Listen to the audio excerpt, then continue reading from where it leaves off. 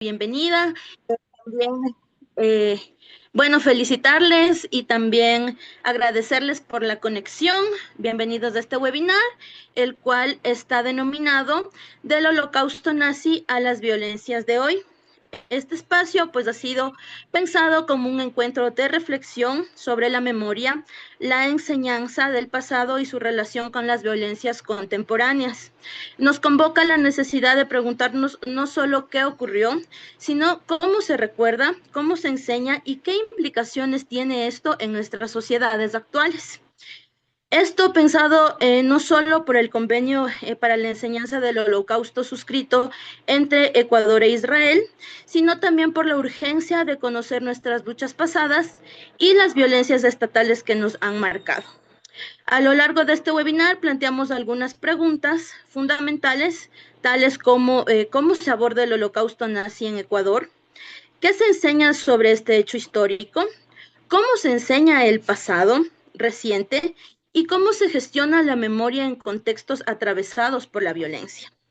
Más que dar respuesta a estas interrogantes, lo que buscamos es justamente abrir un diálogo que nos permita comprender mejor el presente y fortalecer una mirada crítica frente a las distintas formas de violencia que vivimos actualmente.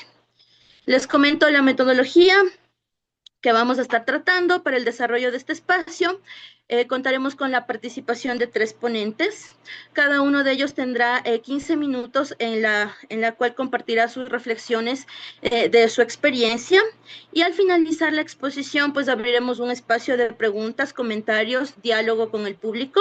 Y pues también les invitamos a ir dejando sus preguntas en el chat durante la sesión para recogerlas y poder plantearlas también en el bloque final. También pues les presento quienes nos van a estar acompañando esta noche. Nos va a estar acompañando Alexis Pacheco Sotelo. Él es docente, investigador y gestor educativo. Cuenta con formación en ciencias sociales, psicología educativa y tecnologías de la información. Es doctorando en ciencias sociales y posee una maestría en investigación en psicología y ciencias de la educación. Su trabajo se enfoca en educación intercultural, ciudadanía digital, derechos humanos y memoria histórica. Ha participado como ponente en congresos y seminarios internacionales en Ecuador, México, Argentina y Portugal. Forma parte de la Asociación de Investigaciones Culturales y Sociales Osvaldo Arbolnos Peralta. También nos acompaña el compañero Hernán Reyes, sociólogo y politólogo con posgrados en estudios de género y desarrollo de estudios culturales latinoamericanos. Fue secretario general del Centro Superior de Estudios de Comunicación para América Latina, CIESPAL. Ejerce la docencia en la Facultad de Comunicación Social de la Universidad Central del Ecuador. Dirige y conduce Humanizándonos, programa que trata y define derechos humanos y se transmite en la radio de la Casa de la Cultura Ecuatoriana Benjamín Carrión y es miembro de la Asamblea Arte y Memoria. De igual manera nos acompaña Tamara Moncada Landeta, comunicadora social e investigadora en ciencias sociales. Cuenta con maestrías en relaciones internacionales y género, desarrollo y es candidata a doctora en estudios latinoamericanos. Su trabajo aborda la memoria social, la violencia de Estado y los derechos humanos desde una perspectiva crítica.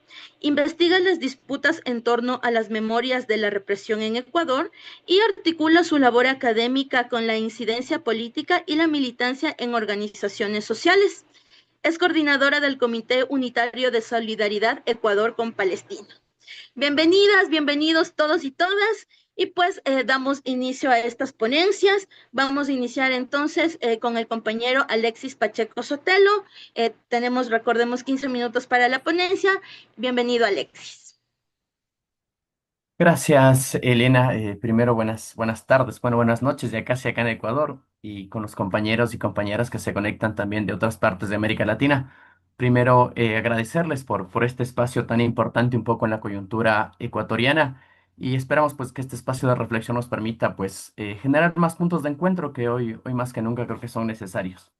En estos 15 minutos que un poco tengo, me gustaría conversar un poco de tres cosas fundamentales. La primera, tuve la oportunidad de investigar temas relacionados con pedagogía de la memoria y violaciones de los derechos humanos en el año 2022, cuando cursaba mi maestría. Y en el 2024 tuve la oportunidad de participar como becario del Centro Ana Frank Argentina para América Latina en función de tener una estancia de un seminario relacionado a violaciones de los derechos humanos de Ana Frank, que fue en Berlín, La Haya y Ámsterdam. Entonces, quisiera un poco partir de estos dos elementos porque son mis experiencias más cercanas que tengo con las tres interrogantes que se plantea para este webinar. Y por último, quisiera contextualizar algo que ya nos dijo Elena, ¿no? Un poco por qué se plantea realizar este espacio académico en función de la coyuntura política que ha vivido el Ecuador durante estos últimos meses en relación a un acuerdo de cooperación bilateral firmado entre la Cancillería ecuatoriana conjuntamente con el Estado de Israel que parte de esta premisa. Entonces, voy a partir un poco de este contexto para que todos podamos estar claros. Hace unos meses, exactamente más que meses, de un mes más o menos, creo yo, los medios de comunicación replicaron esta noticia que en el Ecuador, en vista de este convenio que se firmó con Israel y el Estado ecuatoriano, se va a fortalecer la enseñanza del Holocausto en las escuelas y colegios ecuatorianos. ¿Ok? Entonces, un poco partamos de eso.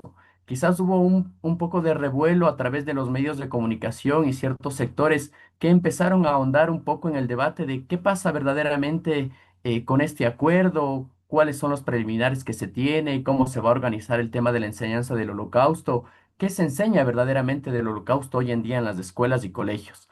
Entonces voy a partir de eso. Mi experiencia como profe, pues llevo 7 años como profe en el sector público y privado también. Pero quisiera abordar este tema en un principio para que partamos de esta base fundamental de qué verdaderamente se habla sobre el holocausto en el Ecuador, ¿ok? Entonces, si yo analizo un poco qué experiencias existen fundamentalmente en el Ecuador sobre la enseñanza del holocausto, voy a partir yo de algo concreto, del currículo que tenemos las y los profesores en el área de ciencias sociales en la educación media, ¿ok? Si yo me ubico en ese contexto, voy a partir de una premisa fundamental. En teoría, no hay destrezas con criterio de desempeño que hablen fundamentalmente del holocausto, ¿ok? En el año 2022, cuando yo hice esta revisión del currículum ecuatoriano, un poco les pongo en contexto, nuestro currículum tiene vigencia desde el 2016 en la escuela secundaria y este currículum no habla en ninguna de sus destrezas en relación al área de las ciencias sociales sobre el tema del holocausto. ¿Ok? Entonces, partamos de eso. No hay una destreza con criterio de desempeño en específico que hable sobre este tema. Sin embargo, hay temas puntuales que se pueden asociar. ¿Ya? Me voy a permitir solamente mencionar algo que se encuentra en un libro en el currículo de historia, por ejemplo, que habla muy cortito de lo siguiente. Se descubrieron campos de concentración y de exterminio creados por el régimen nazi para mantener presos y liquidar adversarios y a quienes consideraban inferiores. Por orden de Hitler y la alta cúpula nazi fueron asesinados varios millones de judíos, gitanos, comunistas, socialistas, personas democráticas. Se mató a muchos inocentes, incluidos niños, mujeres y ancianos. Y hay otro párrafo del mismo texto que relaciona un poco al tema de las dictaduras militares. Entonces, si yo parto primero de este contexto, hay que ser bastante claro en que el Ecuador no aborda en su currículum cosas concretas relacionadas al holocausto. Que si bien es cierto, se plantean ciertas temáticas donde uno pudiese como profe incluir y abordar de manera crítica este tema, eso es distinto, ¿ok? Pero cuando hay esta noticia que nos dicen que ahora se va a tener que profundizar sobre el holocausto, más que generar un poco este debate, también genera un poco de incertidumbre sobre cómo se va a realizar esto.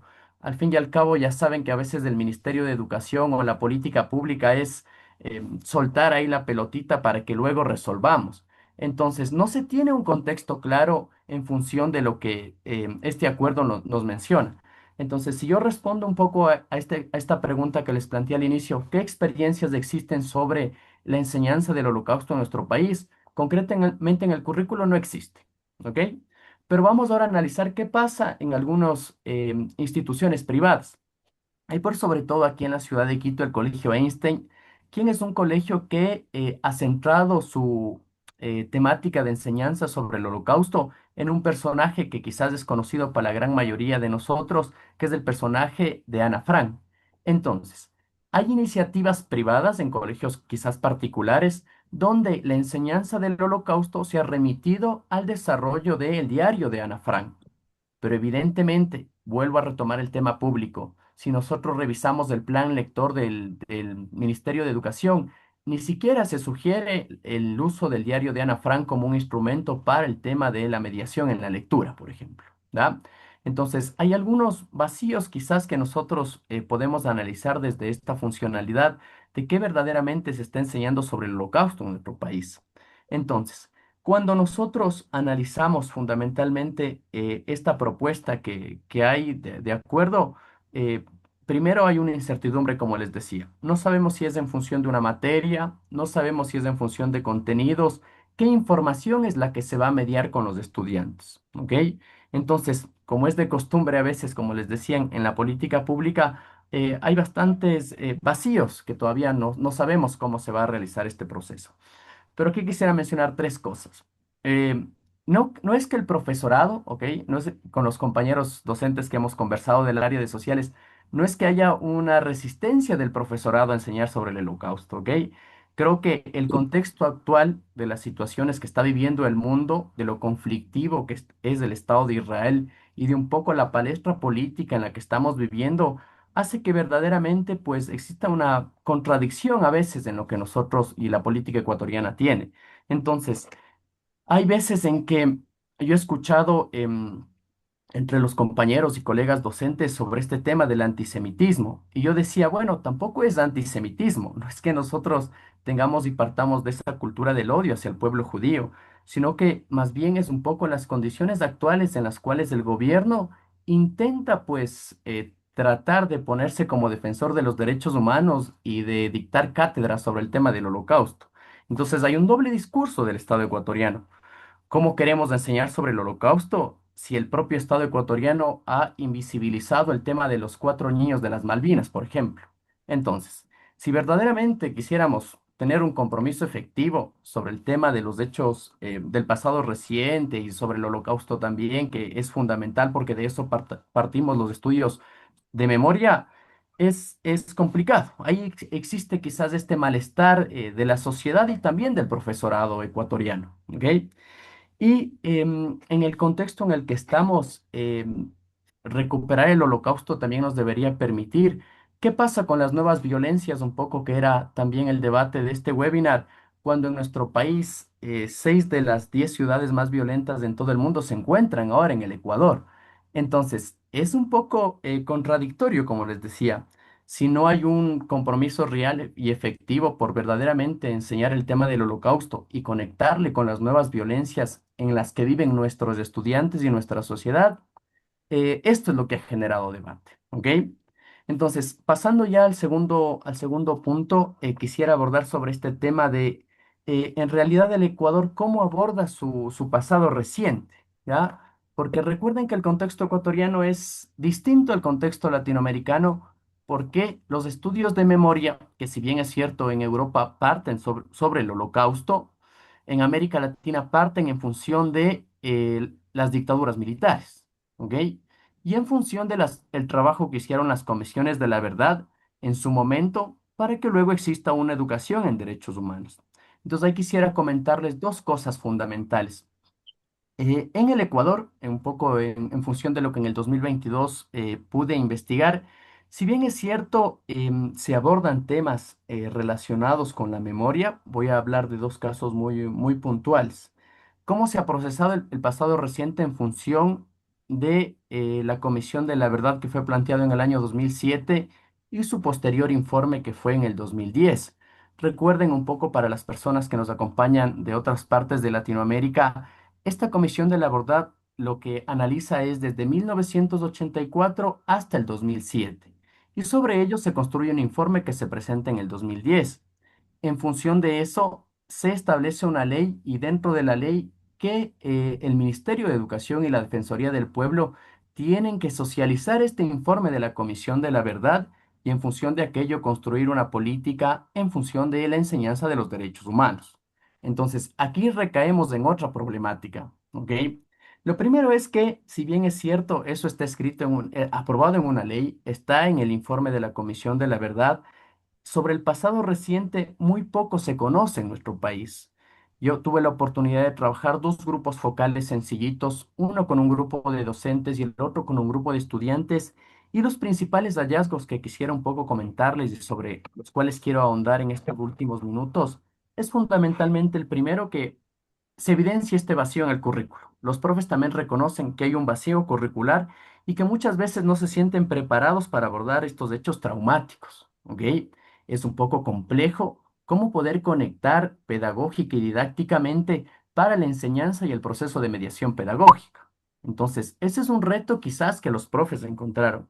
Y segundo, muchos de los chicos y chicas que participaron en estos grupos focales desconocen en su totalidad sobre la Comisión de la Verdad, los crímenes de lesa humanidad, las violaciones, torturas, todo lo que se abordó en esta investigación de la Comisión de la Verdad. Entonces, hay un desconocimiento total. Si bien es cierto, hubo unos ciertos casos aislados de estudiantes que conocían sobre estos temas, y era por dos razones. La primera razón por el contexto familiar. Quizás en su familia, un tío, el hermano, el papá, algo les comentaba sobre el tema. Y el otro por iniciativa personal de algún profesor o profesora que en algún momento abordó estos temas y lo mencionó.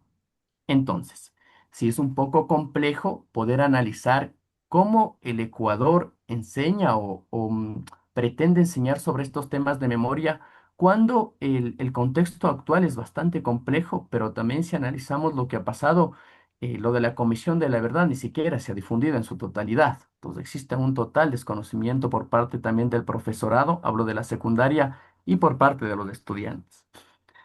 Y en función de eso, solamente quisiera un poco mencionar cuál es un poco la propuesta que ahora estamos tratando de trabajar y que es en el tema personal, en el doctorado, estoy tratando de abordar. Es construir una propuesta en base a la pedagogía de la memoria en el contexto ecuatoriano. ¿Ok? Ustedes deben conocer que hay grandes experiencias sobre el tema de pedagogía de la memoria en la Argentina, en Chile, en Colombia. ¿Ok? Pero en el Ecuador muy poco se habla sobre estos temas.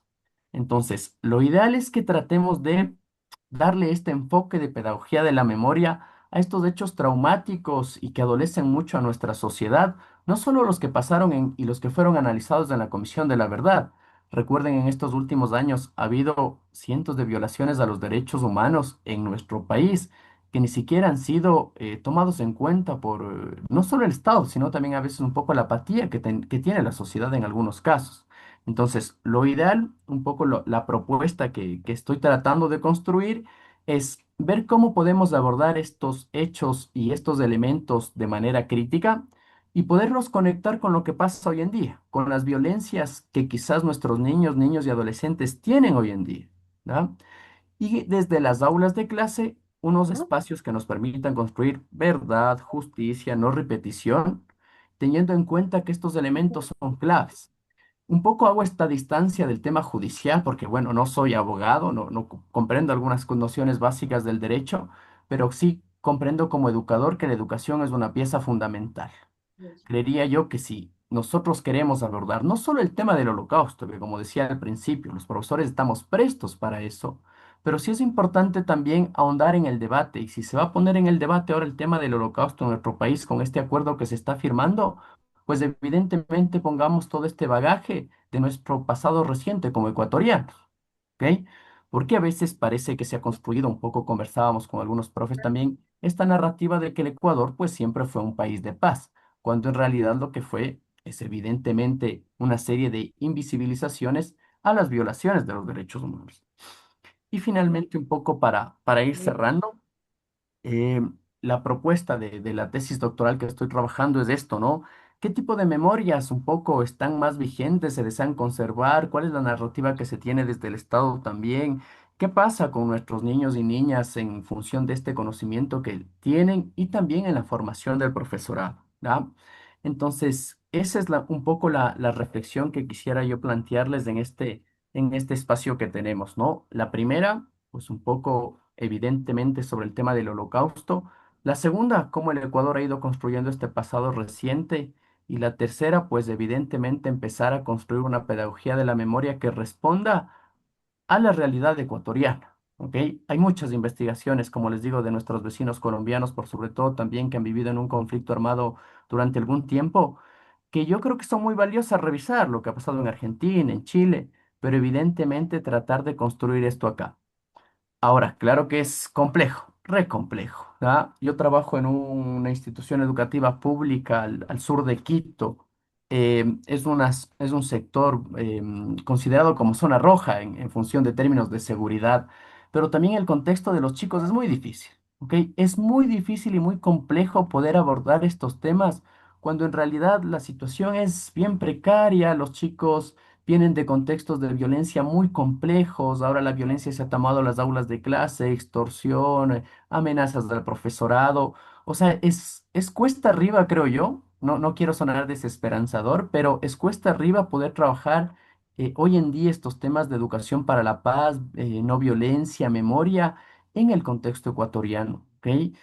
Entonces, eso, un poco la invitación es a poder reflexionar desde estos temas, como les digo, desde la educación y pues poder escuchar también a Hernán y a Tamara sus aportes para que un poco empecemos a generar este debate que creo yo que es importante. Así que eso, Elena, por mi parte. Muchas gracias, Alexis, por tu aporte, por tu excelente ponencia. Destacar solamente un par de criterios que nos dejó Alexis, tales como que no hay una destreza en el currículo ecuatoriano en relación a las áreas sociales que trate el tema del holocausto. También Alexis nos mencionaba que como profesores se debe tratar este tema de manera crítica. Sin embargo, no se tiene un contexto claro de cómo manejar este tema, qué información se va a mediar con los estudiantes. Y también importante que la propuesta que nos realiza Alexis es la de la pedagogía de la memoria en el contexto ecuatoriano, también basándose en otros criterios como Argentina, México, Colombia, etcétera. Muchas gracias, Alexis. Y pues en este caso damos paso al compañero Hernán Reyes. Te escuchamos, Hernán.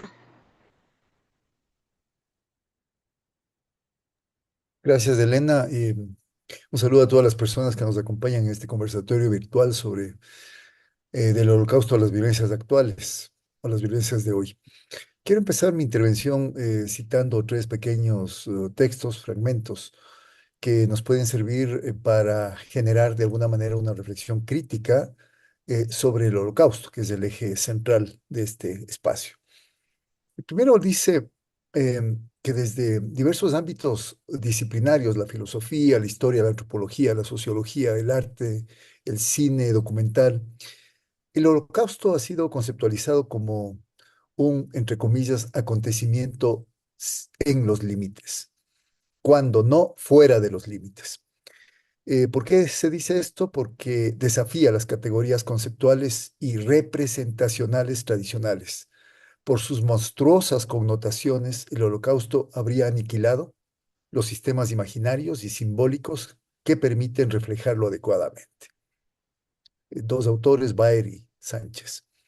Un segundo texto dice lo siguiente, y es el testimonio de George T., que es un sobreviviente del Holocausto y que está recogido en la Fundación Historia Visual del Shoah, y que dice: estoy convencido de que para muchos supervivientes es un consuelo el hecho de ser parte de un archivo, porque no solamente la identidad personal fue quebrada y fragmentada durante el Holocausto o por el Holocausto, sino que también la identidad grupal fue fragmentada y quebrada.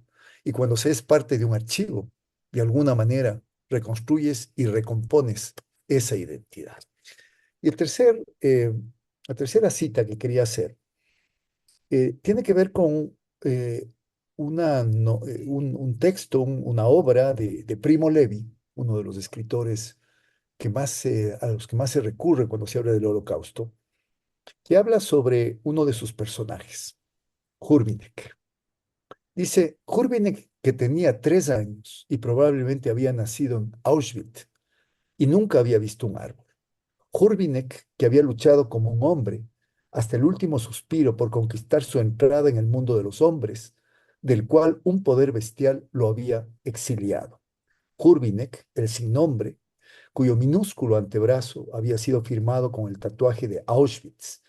Hurbinek murió en los primeros días de marzo de 1945, libre pero no redimido. Nada queda de él. El testimonio de su existencia son estas palabras mías. Eh, el Holocausto es un acontecimiento que resulta hasta cierto punto inclasificable. Desborda los límites de la violencia, la crueldad, el dolor, el horror, la inhumanidad. Eh, por su naturaleza, por otro lado, ha requerido ser registrado y documentado para que las víctimas puedan volver a tener una identidad. Y yo quiero agregar como tercera cosa, que es imprescindible que cuando nos aproximamos a reflexionar sobre el Holocausto y la impronta que ha dejado en tanta gente y que de alguna manera debe seguir dejando otra impronta diferente en las generaciones actuales, esto implica trabajar, y sobre todo lo que ya se refirió Alexis, un proceso educativo desde narrativas que se centren en la inocencia y en el dolor de las víctimas. Más adelante explicaré esto, diría, eh, desde una categoría que he venido trabajando y que es la categoría de horrorismo.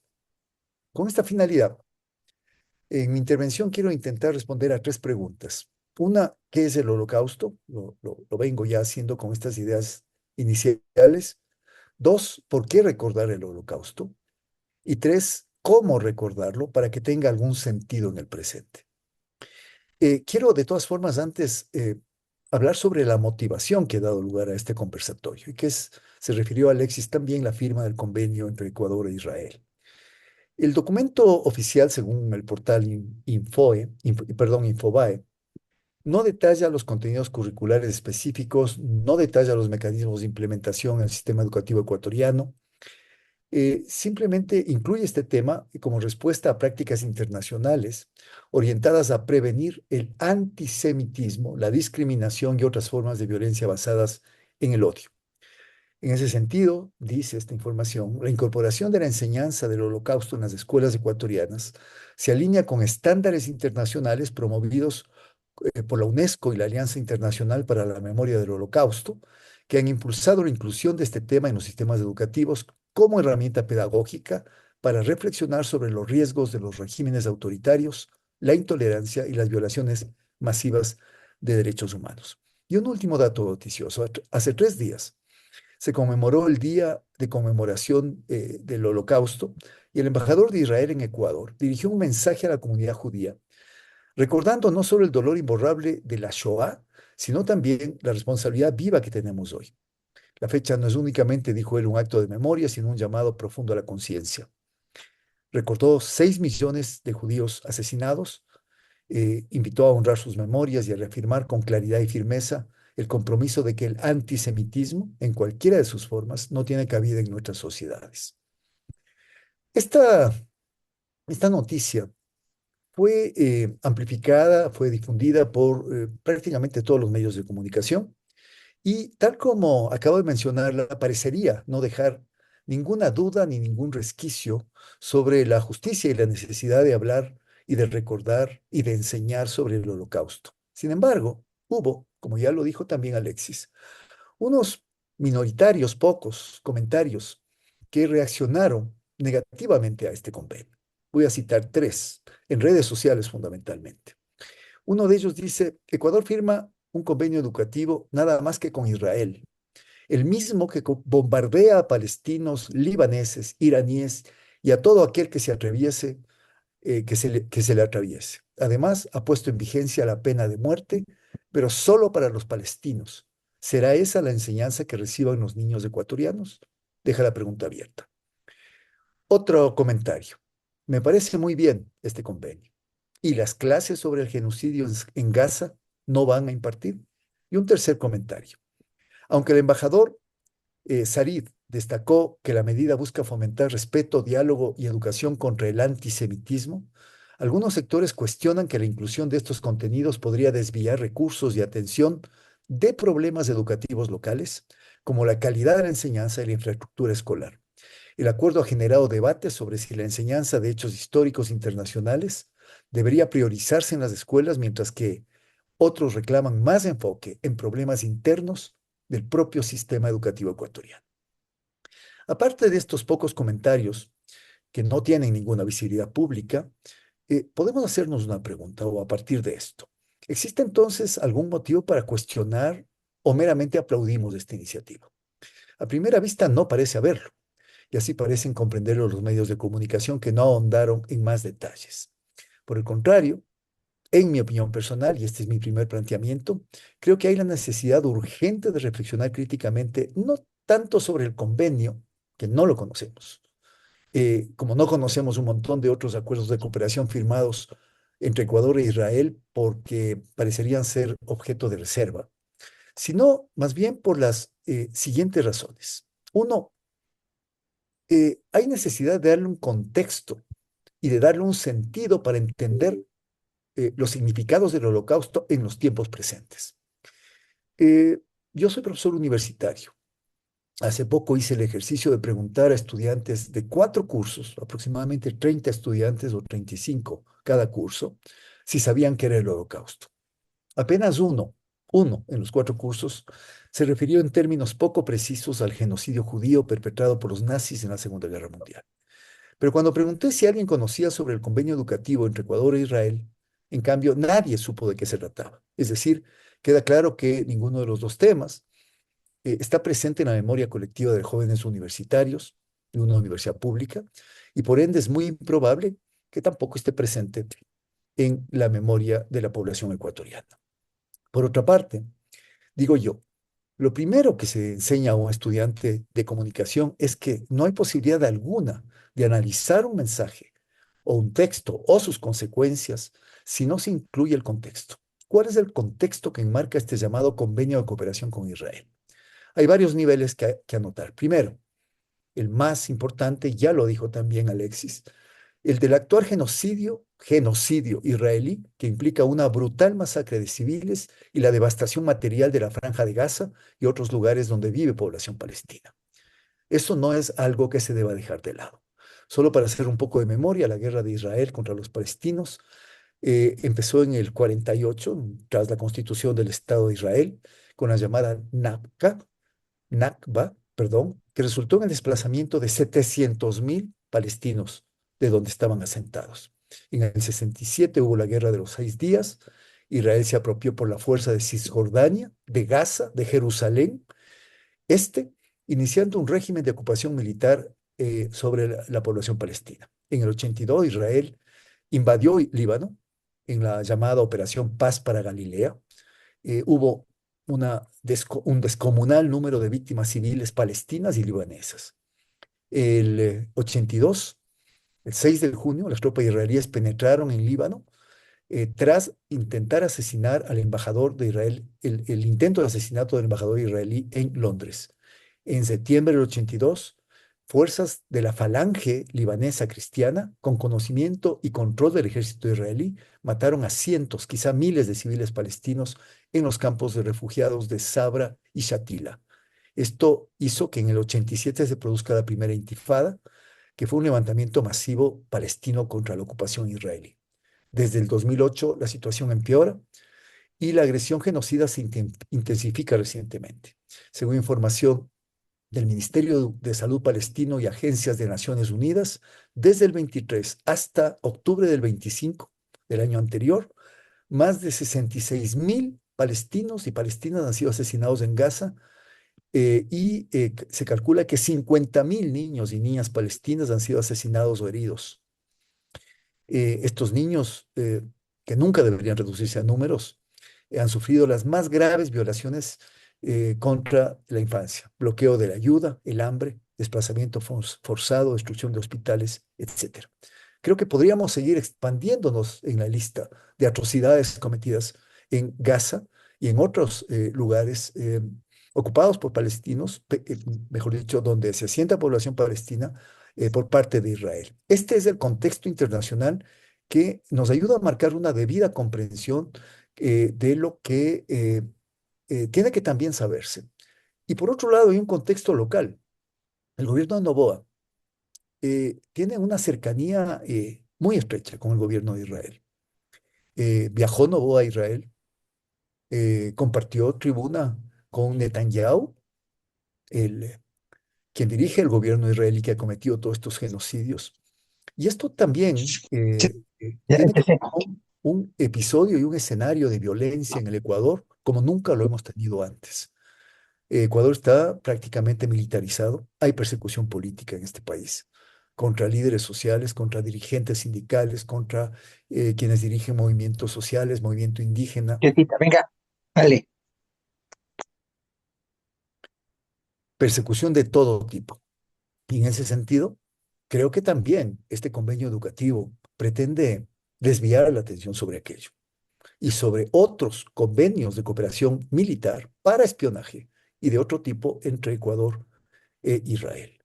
Y quiero terminar, al menos después quizá en la conversación pueda ampliar mi tema, eh, con tres ideas. Uno, nadie puede negar la importancia de recordar el horror del holocausto judío. Esto está claro. Pero, ojo, con los significados que se den al mismo. Hay un significado religioso sobre el holocausto, que es el más usado por algunos sectores, que no alude ni a la guerra ni al genocidio, sino más bien a una suerte de sacrificio, de penitencia por pecados. Hay al menos 21 versículos de la Biblia donde aparece la palabra holocausto como sinónimo de sacrificio a Dios. Un tipo de sacrificio donde la ofrenda puede ser animal o una ofrenda humana, caso de que Dios pida la ofrenda de un hijo, por ejemplo, a uno de los personajes de la Biblia. Eh, Dejan de lado la dimensión más política que tiene que ver con el verdadero holocausto, el que se dio en la Segunda Guerra Mundial. Y tiene que ver también con una visión del pueblo judío como un pueblo elegido, elegido para supuestamente mejorar el mundo y que esto solo se lograría a través del sufrimiento y del sacrificio. Creo que esta mirada teologista religiosa del holocausto es una mirada que no debería estar en la recordación del holocausto. Eh, Estas concepciones están cargadas de culpa. Hay una especie de justificación basada en una suerte de voluntad propia de destrucción de un bien preciado y que prácticamente nos lleva a una idea de autodestrucción para agradar o adorar a Dios. ¿Cómo abordar entonces? Yo propongo, siguiendo a un autor, Alejandro Baer, que el holocausto es patrimonio de todos, no es patrimonio del pueblo judío, no es patrimonio de Israel, no es patrimonio de tal o cual colegio, es patrimonio de todos y que es patrimonio de todos porque hace referencia a un acontecimiento donde, según Hannah Arendt, se produjo la banalidad o se expresa la banalidad del mal. El holocausto encarna al mal absoluto, encarna los crímenes contra la humanidad. Y por eso la imposibilidad de representarlo o la cuasi imposibilidad de representarlo. ¿Cómo hablamos de aquello que rebasa cualquier sujeción con el lenguaje? Por lo tanto, creo que también hay que diferenciar los contextos, hay que diferenciar la experiencia del acontecimiento. Una cosa es que en Europa existan todavía en las generaciones actuales un imaginario colectivo donde todavía están presentes, diría yo, los testimonios de los supervivientes y todavía a través de imágenes de medios de comunicación, a través del arte y de complejos museísticos, digamos, que existen en prácticamente todos los países europeos donde se suscitó el holocausto, esté presente el holocausto como recordación. Eh, Sin embargo, el Ecuador no es un contexto donde haya pasado el holocausto y sin embargo también es un país que tiene que compartir, digamos, esta recordación. Y por ende, creo que traer nuevamente al presente el pasado no se debería hacer a través de una dramatización, sí a través de poner prioridad en las víctimas y no en los victimarios. dejar de lado sentimientos de culpa, eh, sino más bien retomar o recoger las huellas, las repeticiones y las resistencias que estos hechos de violencia tienen en el presente. Creo que la verdad en realidad nunca está garantizada. Los historiadores siempre van a seguir puliendo y elaborando su trabajo, siempre van a aparecer versiones contrapuestas inclusive de un hecho, pero la segunda idea con la que quería ya ir cerrando esto es que no es dable el antisemitismo. Creo que hay que diferenciar entre antisemitismo y antisionismo. Creo que el antisionismo es una necesidad hoy en día.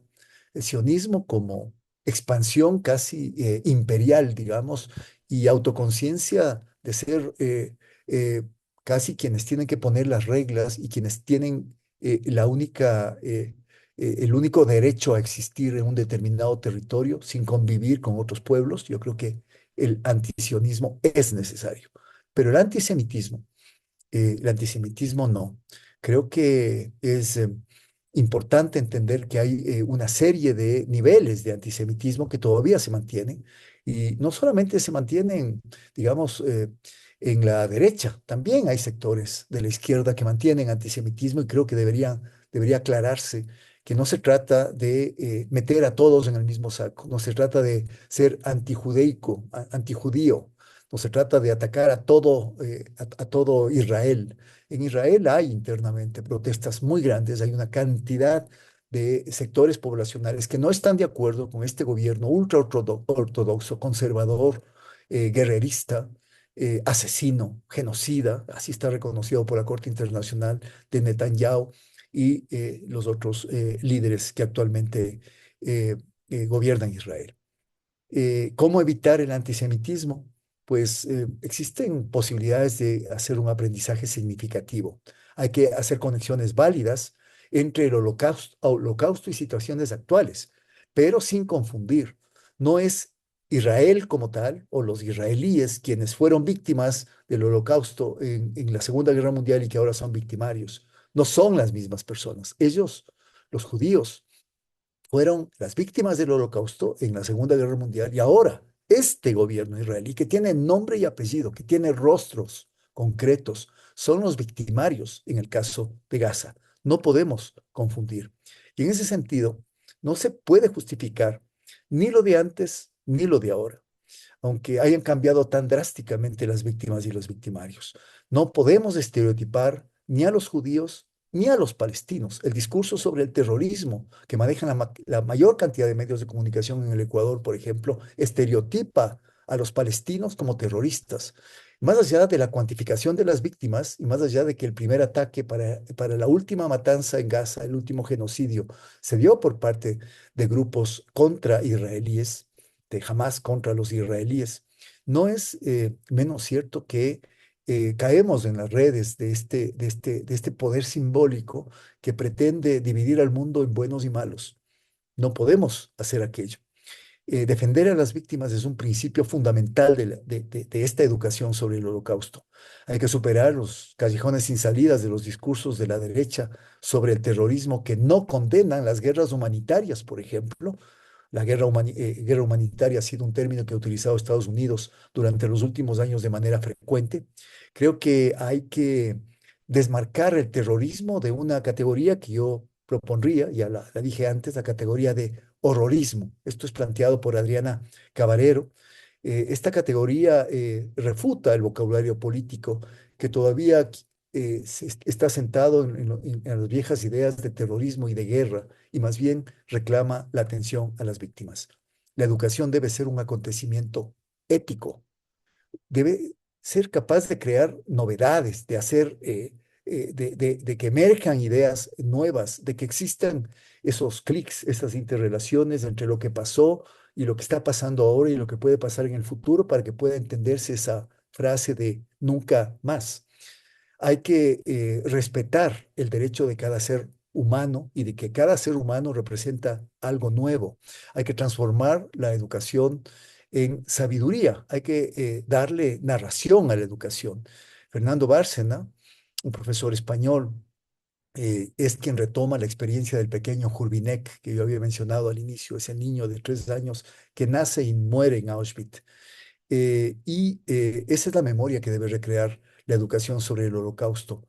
No se trata de que no comprendamos unas cosas y olvidemos intencionalmente porque se trata de tales sujetos o porque nos da miedo hablar de tales cosas. Se trata de que hay que hablar con franqueza y con apertura de todo el mal que todavía existe en el mundo y que finalmente se expresa y se materializa en las violencias que vive el mundo actual y que vivimos en Ecuador, y hay que señalar al culpable de esas violencias.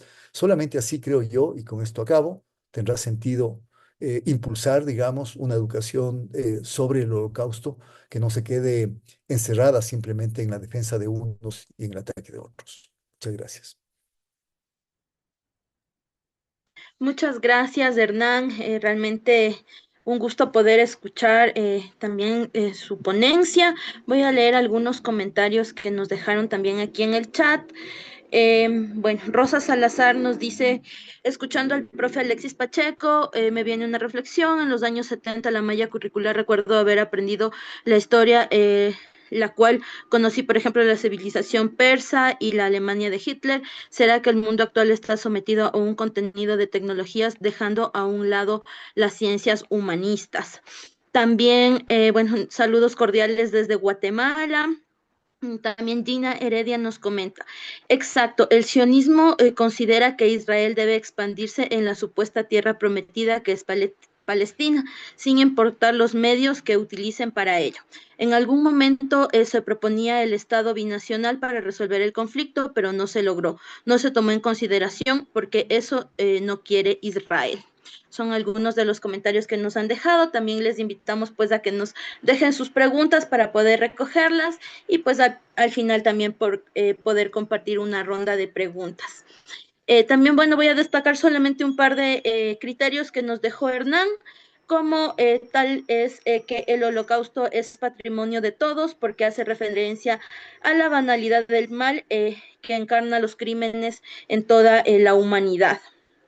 También nos menciona que no podemos estereotipar ni a los judíos ni a los palestinos, no podemos caer en el juego del poder simbólico que quiere dividir el mundo en buenos y malos. Y también pues destacar que la educación debe ser un acontecimiento ético, hay que darle una narración a la educación y hay que señalar también a los culpables de la violencia y del genocidio en el mundo. Bueno, con ello pues damos paso a Tamara con su ponencia. Un gusto también poder escucharte, Tamara. Gracias, Elena. Gracias a todas y todos quienes se han conectado y han acogido esta invitación para reflexionar y pensar en torno a cómo se va construyendo la memoria y con qué fines se construye la memoria en las distintas latitudes. Creo que Alexis y Hernán ya han sido muy claros y han llevado la discusión sobre el tema que nos preocupaba, ¿no? Porque nosotros planteamos para este webinar unas preguntas que no eran solo pedagógicas, que no eran solo unas preguntas guías que nos permitan estructurar las reflexiones y estructurar este encuentro, sino eran preguntas profundamente políticas porque creemos que el problema no radica y ya lo dijeron Hernán y lo dijo Alexis, no radica en cómo en que se enseña el holocausto nazi en las escuelas. Creemos que es importante que se enseñe el holocausto nazi en las escuelas, pero que se enseñe a cabalidad, ¿no? Que se diga que no solo fueron judíos los asesinados, sino también comunistas, enfermos, mujeres, niños, todo aquel que no entraba en la categoría de ario.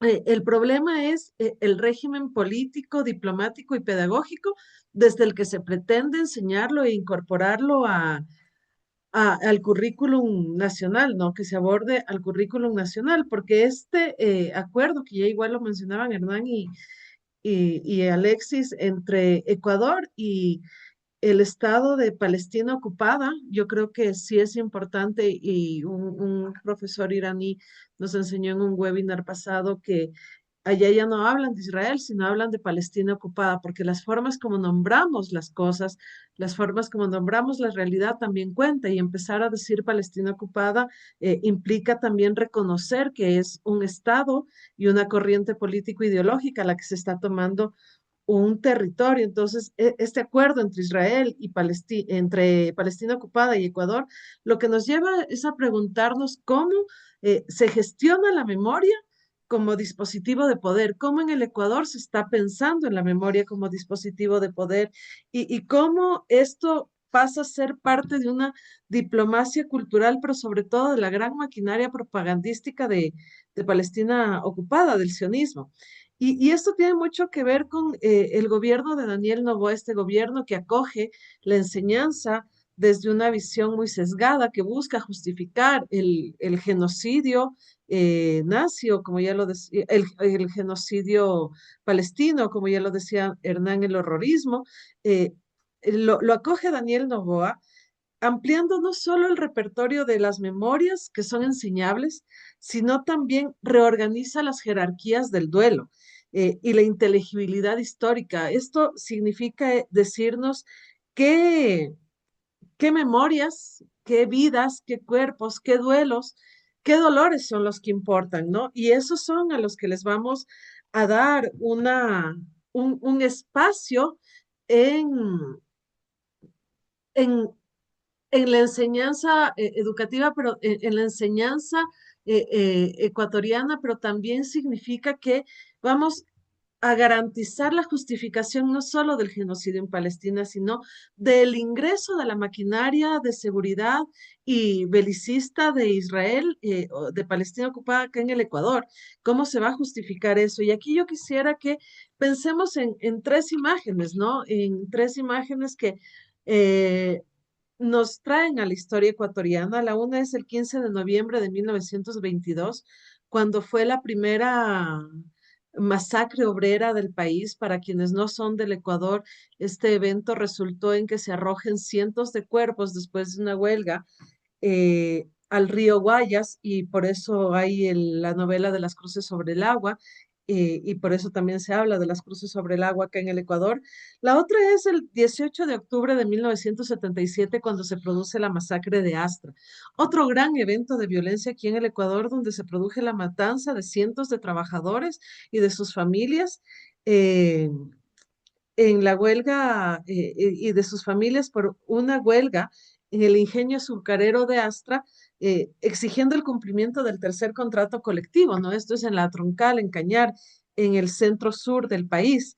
Y la otra es el paro de octubre de 2025, donde se producen ejecuciones, detenciones, torturas, mutilaciones, desapariciones, un manejo también muy brutal de la comunicación para crear cercos mediáticos, cercos de desinformación, y que se inscribe en lo que es la guerra, el contexto de lo que el gobierno ha decidido llamar como guerra interna, ¿no? Y que que lo que hace el paro de octubre es eh, sintetizar en un tiempo específico y en un contexto específico lo que hemos vivido a lo largo de estos 2 años, ya eh, un, 2 años, me parece, de conflicto armado interno, donde se han dado ejecuciones, detenciones, torturas, donde la misma policía ha detenido adolescentes y las Fuerzas Armadas también grabándolos, haciéndoles cantar una canción y lacerándose el cuerpo con cepillos, con piedra pómez, lastimándose el cuerpo para borrarles los tatuajes a estos chicos. Entonces, esto implica pensar cómo se produce una amplia configuración en las relaciones de poder que nos lleva a preguntarnos también sobre cómo se regula, qué vida se regula, eh, qué vidas son dignas, además de ser recordadas, como les decía, y cuáles no. Y esto se traduce al plano simbólico.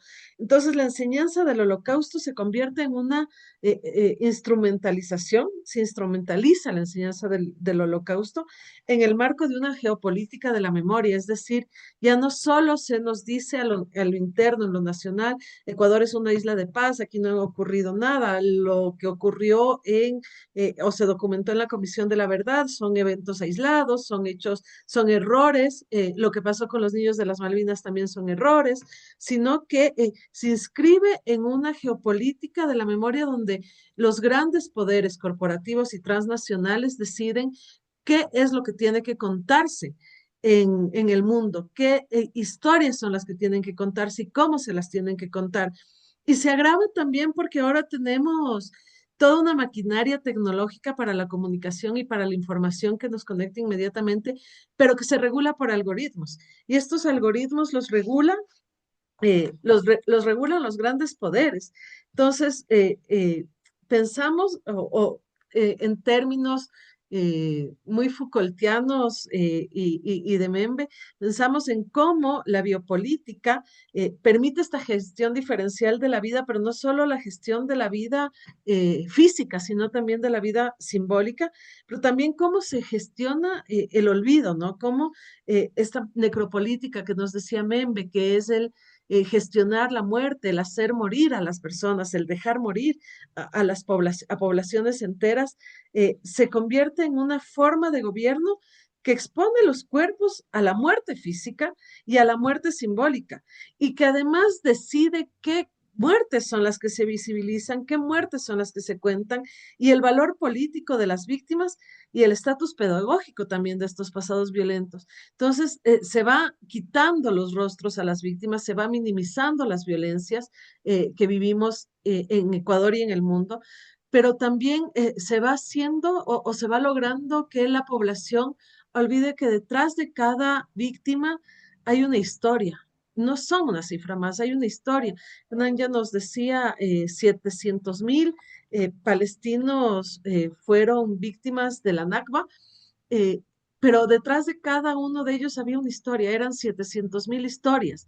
Entonces, sí, es imposible que podamos nombrar todas las historias, ya lo vimos con la gran tela que sacaron en Italia, con los 20.000 nombres de los niños asesinados en estos últimos 2 años por el sionismo, también con la tela grande que hicieron el 24 de marzo en Argentina, con las imágenes de las víctimas de la dictadura militar. Es imposible, pero es por lo menos tener la conciencia que hay vidas, que por más anónimas que sean, hay vidas, hay historias, que detrás de cada uno de los 4 niños de las Malvinas, Josué, Israel, Nehemías, Ismael, Nehemías se me fue y Steven, había un sueño, habían futuros, lo mismo que con los hermanos Restrepo y con las 456 víctimas que nombra la Comisión de la Verdad y que no son todas las víctimas, además,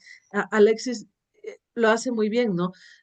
Nos dice que acá no se enseña, no se toma en cuenta, a pesar de que hay toda una normativa, la enseñanza de la memoria en torno a la Comisión de la Verdad, que sería importante. Y no solo es eso, sino que a pesar de que fue una herramienta súper importante que nos permitió empezar a nombrar la memoria, fue una herramienta que también se nombra la memoria de manera fragmentada y que niega algunas violencias, que niega, por ejemplo, y no lo ha puesto en el escenario la historia de las mujeres que fueron detenidas y torturadas en estado de embarazo y que fueron forzadas a dar a luz en cárcel. No nombra las historias de niños, niñas secuestrados por las Fuerzas Armadas en la década de por la Policía de Fuerzas Armadas, la década de los 80 para presionar a sus familias a decir, no sé, que son parte de un grupo guerrillero, o dónde está el miembro de la familia que era parte del grupo guerrillero. No nombra esas historias, no nombra tampoco cómo cada una de esas víctimas fue perseguida, no solo ella, sino todas sus familias fueron detenidas y torturadas. Entonces construye una memoria fragmentada acá en el Ecuador. Y y eso lo que nos lleva es a legitimar unas violencias, a silenciar otras, pero también a este relato de Ecuador es la isla de paz, ¿no? Y aquí quiero nombrar a Tías Van Todorov, que nos decía, frente a una memoria literal, que es traer esas historias del pasado y nombrarlas literalmente, hay que construir memorias ejemplares, que son memorias que nos permiten aprender de ese pasado, para no repetirlo, para que él nunca más se dé, pero para poder construir ese tipo de memorias, primero tenemos que empezar a nombrarlas, a conocerlas, a entender qué fue lo que pasó en el Ecuador. Y aquí lo importante es que es una política de Estado esta que nos llama a construir, a recordar eh, el holocausto nazi, o que nos llama a enseñar el holocausto nazi en las escuelas y colegios, eh, pero nos llama a olvidar nuestra historia. Nos llama a olvidar qué pasó con el feriado bancario, qué pasó con el paro de octubre del 2019, el paro de junio del 2022, qué pasó con la década de los 80, de los 90, con las movilizaciones, con esas víctimas, qué pasó también con las dictaduras militares y las violencias de las dictaduras militares, pero sobre todo también a olvidar las luchas, olvidar, a no nombrar las luchas, porque recordar también implica olvidar. Y esto también implica una política de la memoria. Y es la política de la memoria que está llevando adelante el gobierno de Daniel Noboa, no solo en las escuelas, no solo en este aparato para imponer la ideología del gran capital en las escuelas, sino también en lo que han llamado Museo de la Memoria, que desde la sociedad civil hemos nombrado como un sótano, perdón, como un sótano del olvido, porque está en el subsuelo de lo que era el Ministerio de Cultura, ahora Viceministerio de Cultura, donde no se recogen las voces de las víctimas, donde se ponen nombres y rostros, los 456 nombres del informe de la Comisión de la Verdad, que además tenían errores al principio y tuvieron que corregirlos cuando las víctimas lo denunciaron. Se ponen imágenes sin nombres, imágenes de las personas siendo revictimizadas, porque son imágenes que las toman del prontuario policial, donde están los rostros torturados. O sea, son los rostros torturados de las personas, de las mujeres, de los hombres que están ahí. Y toma el mapa de América Latina para poner en el mapa de América Latina a los grandes dictadores. Y hay tres cosas interesantes y que no son casuales que hace ahí el gobierno de Daniel Noboa. La una es poner como el gran dictador en Cuba a Fidel Castro, el gran dictador y violador de derechos humanos en Chile a Salvador Allende. Y acá a Rodríguez Lara, al Bomba Rodríguez Lara, dictador, donde también en su periodo también se convirtieron graves violaciones a los derechos humanos, pero invisibiliza totalmente a León Febres Cordero, que fue aquel que reformó las Fuerzas Armadas, la Policía Nacional, y que además instauró estas estructuras clandestinas destinadas a la represión que sobreviven hasta ahora, ¿no? Entonces, esas cosas que hace Daniel Noboa, el gobierno de Daniel Noboa, no son casuales, forman parte de toda una estructura y de toda una estrategia destinada a sostenerse en su gobierno, a sostener la violencia, porque es un negocio que para él le vende, es un muy buen negocio para el gobierno nacional y a seguir robándonos nuestra historia. Ya lo decía Alexis y cuando hemos conversado en otros espacios lo ha dicho, ¿no? No hay gran eh, tesis histórica ni gran enseñanza histórica ni de las dictaduras militares, ni del holocausto nazi, ni de la historia ecuatoriana, de las violencias ecuatorianas en los libros de texto, ni en la enseñanza de las ciencias sociales en el país. Hay párrafos, apenas párrafos. Y esos párrafos van a pasar a ser construidos desde una visión que gestiona las vidas de la población y que viene a gestionar las nuestras, ¿no? Que también viene de alguna manera a justificar esa forma en la que se van apropiando de a poquito de nuestras tierras, de nuestros recursos, no solo las fuerzas capitalistas internacionales, transnacionales, como Estados Unidos, Israel, sino también el gobierno de Daniel Noboa. Una de las cosas que dijo en su primer mandato, si no me equivoco, en los 2 minutos de discurso que sabe dar, es que eh, están ahí los hijos de las víctimas del pasado para vengarse, que ahora son ellos los que tienen el poder. Daniel Noboa no ha sido víctima, a él se le exigió, a él y a su familia se le exigió que cumpla con la ley y pague lo que corresponde a sus trabajadores, al Estado, los recursos. Y es el mismo discurso que tiene el sionismo, ¿no? Que son las víctimas y ahora tienen que apropiarse y tienen que vengarse de los territorios. Otra cosa que dijo después Daniel Noboa en el paro de octubre del 2025 y que es una forma de palestinización simbólica del país es que va a expulsar a todos los pueblos ancestrales de todo el territorio ecuatoriano. Y eso significa que se va a apropiar de sus tierras, de su historia. Entonces, lo que va a hacer es justificar eso con la enseñanza de una historia que está muy cercana, pero también muy lejana a nosotros, invisibilizando nuestras historias, silenciando nuestras historias de violencia, de lucha, despojándonos de nuestra historia y de nuestra memoria. Y aquí, como para ir cerrando y abrir el debate, no se trata de afirmar que una pedagogía del holocausto o una pedagogía de la memoria que enseña el holocausto eh, está mal, sino que el problema es que lo hace Israel, lo hace Palestina, el sionismo, y lo hace con una mirada de justificación de su violencia. Entonces, esto debe ser examinado con extrema cautela. Debemos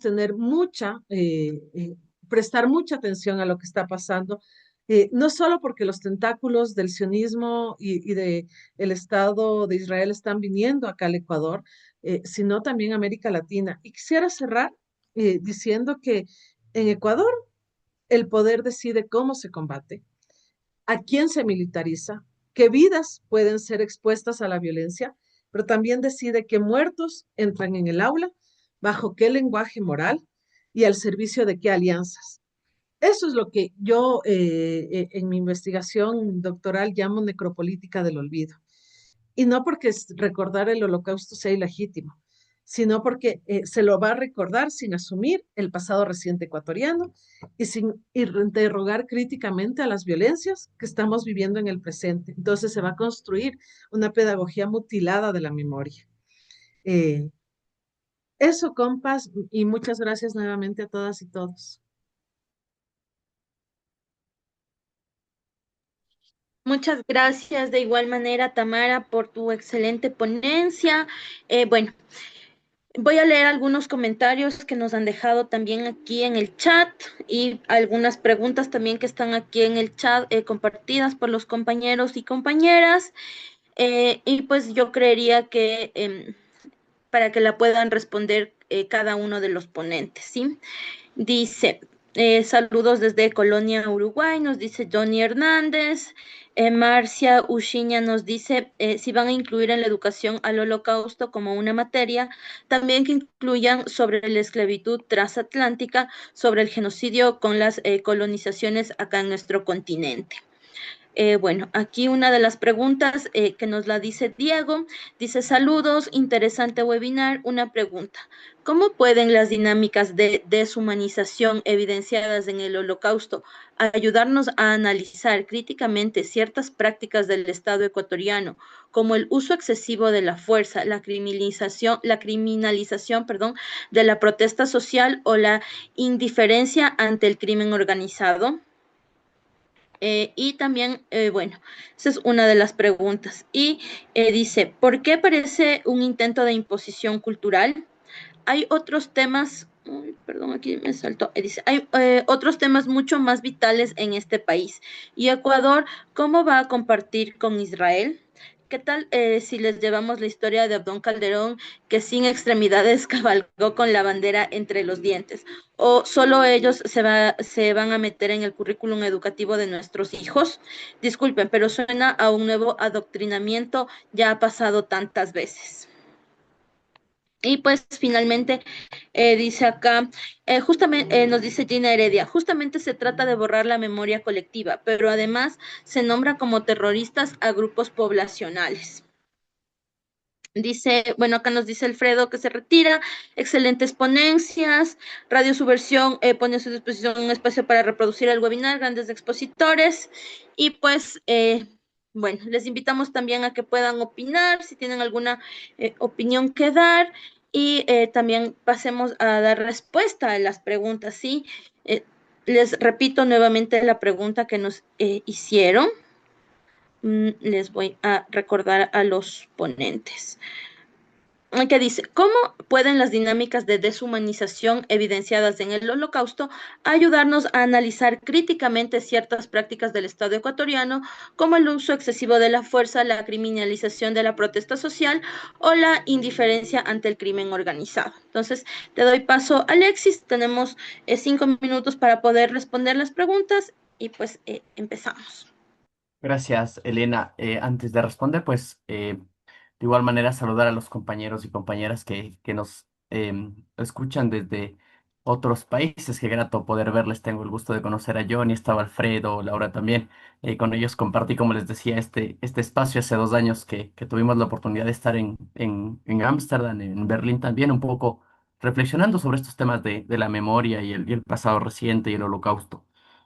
Un poco respondiendo al interrogante que planteaba el compañero, no sé si han visto que ahora en las redes sociales circula mucho esto de que hay un autor, se me va el autor de esta frase, de que el tema del holocausto no empezó con los campos de exterminio, los campos de concentración, las cámaras de gas, sino un poco con la normalización de ciertos elementos en la sociedad que fueron considerados normales. Entonces, un poco yo abordaría sobre ese sentido, ¿no? La cultura del individualismo, la normalización del autoritarismo, el tema de la normalización de la violencia. O sea, creo que eso es fundamental. Entonces, ¿cómo uno educa en el sentido de que pueda construir una educación para la paz, para la no violencia, para un mundo distinto, cuando nuestra clase política y en el mundo entero parece que están, en vez de educando, haciendo todo lo contrario? Entonces, yo creo que es un poco complejo poder como identificar estos elementos que quizás se repiten, ¿no? En la historia. Ya decía un historiador que a veces la historia se repite 2 veces, pero a veces parece que no hemos como que aprendido, ¿no? No hemos un poco concientizado sobre eso. O sea, si bien es cierto, pongo un ejemplo, el Ecuador no vivió una dictadura militar tan sangrienta como las que vivieron en América Latina nuestros mayores violaciones a los derechos humanos fue en democracia, como ya mencionaba Tamara, pero de una u otra manera, yo no sé, a veces sí es un poco desesperanzador. ¿Qué esperamos como ecuatorianos? ¿Qué queremos más que nos pase como país para un poco poder identificar y denunciar estos autoritarismos, estas violencias que existen por parte del gobierno? O sea, y es una tarea que tenemos como profes, ¿no? Como educadores, como militantes desde el espacio en el que estemos, tratar de tocar este tema, problematizarlo y trabajar mucho en este tema de la memoria, de la concientización de la gente que es complejo, pero bueno, para eso estamos también, para tratar de buscar alternativas. Y solo, Elena, antes de dar paso a los otros compañeros, había esta interrogante de Juan Sebastián, creo la había anotado por aquí, sobre este tema del adoctrinamiento. O sea, el currículum tiene una intencionalidad. Eso es, sí, los que hemos estudiado pedagogía y entonces, siempre tiene una intencionalidad. El problema de las políticas educativas de nuestro país es que cada quien cambia el currículum en función de su necesidad, ¿ok? Sin ninguna evaluación, se cumplieron estas destrezas, vamos a ir ahora por competencias, incluso creo que este o el próximo año vamos a cambiar de currículum, pero al fin y al cabo, ¿quién decide qué contenidos obviar, qué contenidos poner? Ese es el debate fundamentalmente, ¿ah? Porque muchas veces hay currículos, como han pasado a lo largo de las reformas educativas aquí en este país y en el mundo, que están totalmente descontextualizados, ¿ok? Lo que decía Hernández, a ver, ¿quién conoce sobre el Holocausto? Una persona de tantos en un curso, asumo que serán de 20 o 30, o la propia historia del Ecuador. O sea, que eso será otro debate que no es el debate de hoy en día, pero sí es bastante complejo el tema un poco de los contenidos a veces que se incluye dentro de los currículos, pero sí, cada vez las ciencias sociales como en el mundo son desplazadas, más cuando deberían aumentar, a veces la carga horaria es un poco menos y lo que decía también al principio la compañera Rosa Salazar, creo que una vez aprendió estos elementos que hoy en día quizás sí, estamos un poco segregados de algunas cosas, pero bueno, ahí seguimos las ciencias sociales en la lucha. Eso, Elena. Alexis nos pasó a Hernán para su respuesta. Bueno, yo diría, primero, creo que hay que dar prioridad a la generación y construcción de conciencia crítica en la educación. Me parece que en el Ecuador, y no sé, me parece que también en otros países donde se ha ido imponiendo en los últimos años un modelo educativo que privilegia los valores del neoliberalismo, donde de alguna manera ya no se aborda siquiera la importancia, la trascendencia que tiene el tejido social, donde principios como el de la solidaridad o la empatía con el otro quedan rezagados por eh, consignas vacías como, no sé, la resiliencia individualista, el emprendimiento como demostración de lo que sería el máximo proyecto de vida de una persona, el emprendedurismo más bien, etcétera. Me parece que generar conciencia crítica implica volver los ojos hacia dos espacios. Uno, un espacio más universalista, al contrario de lo que algunas propuestas planteaban.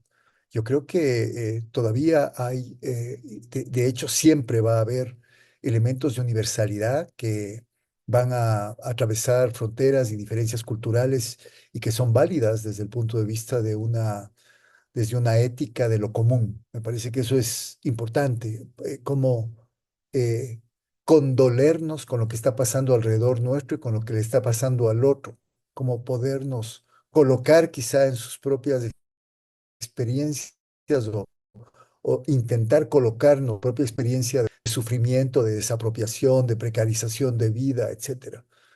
Y por otro lado, creo yo, es importante mirar hacia el otro extremo, sería rescatar las diferencias culturales en ratos tan lejanos. Eh, ¿Cómo conectar, por ejemplo, lo que sucedió, la naturaleza misma del holocausto, este acontecimiento suscitado hace casi un siglo, con lo que son las nuevas violencias y los nuevos fascismos que están viviendo en nuestros países? A mí me parece que es fundamental. Pero por supuesto, esa tendencia, esas derivas no se viven igual en Argentina, en Uruguay, en Chile, en Ecuador, en Colombia, en México. Creo que hay necesidad de, como decía, reinventar no solamente miradas locales hacia lo local, hacia lo propio, sino también narrativas que permitan justamente eh, encontrar el enlazamiento entre la defensa de principios y valores universales, de valores humanos, dichos en otras palabras, con lo que significan los procesos socioculturales, políticos, económicos que vive cada país, que vive cada ciudad, que vive cada persona desde la propia experiencia personal. Entonces, yo digo, es un desafío enorme para la educación. A ratos siempre digo todo lo que vale la pena dentro de los procesos de enseñanza-aprendizaje es aquello que no aparece tan formateado, digamos, dentro de la currícula. Me parece que justamente lo que rebasa los contenidos básicos, que a ratos siempre caen en lo memorístico, tal vez en lo doctrinario, en las consignas, en lo que de alguna manera se olvida pronto. Creo que eso es posible a través de, yo diría, procesos innovadores en la educación. A mí me parece que el uso, por ejemplo, de la imagen, de las imágenes, el uso del cine, en casi todos los procesos de formación y educación en derechos humanos, la cinematografía, el cine documental, el cine de ficción también juega un papel fundamental. Y juega un papel fundamental porque estamos viviendo una sociedad marcada mucho más por las imágenes que por los textos leídos. Ahora, cuesta mucho que un estudiante universitario lea un libro en el transcurso del semestre o que haya leído un libro en el año anterior a cuando se hace la pregunta. Por lo tanto, quizá trabajar con cine, por ejemplo, o poder poner en funcionamiento la posibilidad de aproximaciones críticas a lo que significa el espacio y la monumentalidad urbana. Los espacios museísticos, por ejemplo. Yo, frente al tema que mencionaba Tamara del Museo de la Memoria, es necesario volver a encontrar los vacíos, las discordancias, los olvidos que hay en ese lugar creado por obligación de la Corte Constitucional creado con prácticamente sin uso de recursos, porque para eso no hay recursos, al apuro. Hay necesidad de volverle a encontrar el sentido, hay necesidad de volver a esos espacios y ver qué es lo que no está ahí. Y para eso, vuelvo a insistir, se requiere la posibilidad de contar con esos recursos y contar con memoria crítica para encontrar lo faltante, para encontrar lo que no está. Eh, digo, en términos generales, yo no soy pedagogo, yo doy clase hace, no sé, eh, 29 años, 30 años. He ido descubriendo mis propias maneras de dar clase. A ratos me siento no muy cómodo con el corsé, la camisa de fuerza, a veces que digo yo de los sílabos. Yo sé que son necesarios, yo sé que eso nos ayuda a estructurar de mejor manera nuestro propio proceso educativo, a invertir mejor los recursos que tenemos, ¿no es cierto?, en ese poco tiempo que nos dan a veces para las clases. Pero a mí me parece que uno tiene que apuntar a desestructurar ciertos pensamientos que están reformateados, a descuadricular, si ustedes quieren, la cabeza del estudiante. Esta palabra desaprendizaje a mí me resuena siempre cuando estoy en el aula. ¿Qué es lo que es necesario desaprender? Y creo que con respecto a las violencias actuales, a la violación flagrante de derechos humanos que hay en Ecuador y que hay obviamente en otros países, pero que este momento estamos viviendo en Ecuador, un escenario marcado, como decía, por la militarización, por el irrespeto del Estado a las instituciones, por el empobrecimiento de la democracia, por el ataque a los activistas de derechos humanos, a los líderes sociales, por la mentira. La mentira es una política de Estado en Ecuador por parte desde el presidente de la República y todos los funcionarios cercanos.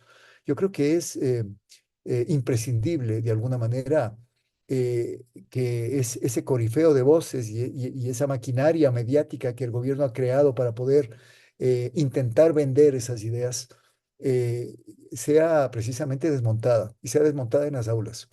Y creo que ahí se van a ir encontrando de alguna forma los entronques con no solamente el holocausto judío en la Segunda Guerra Mundial, sino con una serie de dramas y tragedias que ha habido la humanidad a lo largo de toda la historia. La enseñanza de la historia es fundamental y cada vez va en retroceso, diría yo, en los procesos educativos, desde la primaria a la secundaria y en la universidad. No sé, esas son unas pocas reflexiones que me surgen como para poder quizá hacer un intento de respuesta a las inquietudes propuestas por los participantes. Súper, Hernán, muchas gracias.